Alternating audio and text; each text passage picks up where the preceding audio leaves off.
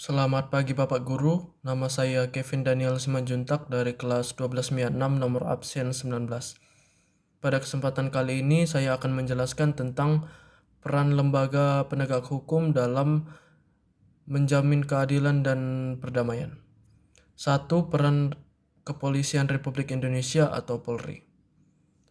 Polri sebagai penyidik utama yang menangani setiap kejahatan secara umum dalam rangka menciptakan keamanan yang sudah tercantum dalam pasal 16 Undang-Undang Negara Republik Indonesia Nomor 2 Tahun 2002 tentang Kepolisian Republik Indonesia menetapkan kewenangan sebagai berikut antara lain yaitu 1. Melakukan penangkapan, penahanan, dan penggeledahan. 2. Melarang setiap orang meninggalkan atau memasuki tempat perkara. 3. Membawa dan menghadapkan orang kepada penyidik dalam rangka penyidikan. 4. Menyuruh berhenti orang yang dicurigai dan menanyakan serta memeriksakan tanda pengenalnya. 5. Melakukan pemeriksaan dan penyitaan surat. 6. Memanggil orang untuk didengar dan diperiksa sebagai tersangka maupun sebagai saksi. 7. Mendatangkan orang atau ahli yang diperlukan dalam pemeriksaan perkara. 8. Mengadakan penghentian penyidikan. 9. Menyerahkan berkas perkara. Dan ke-10. Mengajukan permintaan secara langsung kepada pejabat migrasi. 2. Peran Kejaksaan Republik Indonesia. Kejaksaan Republik Indonesia adalah lembaga negara yang melaksanakan kekuasaan negara khususnya dalam bidang penuntutan. Ada tugas dan wewenang kejaksaan yaitu 1. Di bidang pidana, antara lain melakukan penuntutan hukum. 2. Melaksanakan penetapan hakim dan putusan pengadilan. Yang ketiga, melakukan pengawasan terhadap pelaksanaan putusan pidana bersyarat. Yang keempat, melakukan penyidikan terhadap tindak pidana tertentu. Yang kelima, melengkapi berkas perkara tertentu. Yang selanjutnya di bidang perdata dan tata usaha negara, kejaksaan dengan kuasa khusus dapat bertindak baik di dalam maupun di luar pengadilan untuk dan atas nama negara ataupun pemerintahan.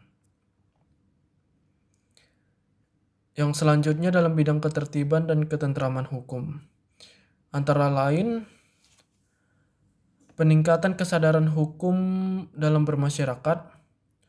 Yang kedua, pengamanan kebijakan penegakan hukum. 3. Pengawasan peredaran barang cetakan. 4. Pengawasan aliran kepercayaan yang dapat membahayakan masyarakat dan negara. 5. Pencegahan penyalahgunaan atau penodaan agama. Yang ketiga, peran hakim sebagai pelaksana. Kekuasaan kehakiman. Hakim adalah pejabat peradilan negara yang diberi wewenang oleh undang-undang untuk mengadili. Menurut Undang-Undang Republik Indonesia Nomor 48 Tahun 2009 tentang kekuasaan kehakiman, hakim berdasarkan jenis lembaga peradilannya dikelompokkan menjadi 3, yaitu yang pertama, hakim pada Mahkamah Agung yang disebut dengan Hakim Agung. 2. Hakim pada badan peradilan yang berada di bawah Mahkamah Agung. 3. Hakim pada Mahkamah Konstitusi yang disebut Hakim Konstitusi. Keempat, peran advokat dalam penegakan hukum. Advokat adalah orang yang berprofesi memberi jasa hukum baik di dalam maupun di luar pengadilan. Persyaratan untuk menjadi advokat di Indonesia diatur dalam pasal 32 Undang-Undang Negara Republik Indonesia Nomor 18 Tahun 2003 tentang advokat, yaitu yang pertama, warga negara Indonesia. Yang kedua, tempat tinggalnya ada di Indonesia. Yang ketiga, tidak berstatus sebagai pegawai negeri atau pejabat negara. Keempat, usianya sekurang-kurangnya 25 tahun. Yang selanjutnya, berijazah sarjana yang berlatar belakang pendidikan hukum. Yang keenam, lulus ujian yang diadakan oleh organisasi-organisasi advokat. Yang ketujuh, magang sekurang-kurangnya 2 tahun. Yang kedelapan, tidak pernah dipidana karena melakukan tindak pidana apapun. Yang selanjutnya, berperilaku baik, jujur, bertanggung jawab, adil, dan mempunyai integritas yang tinggi.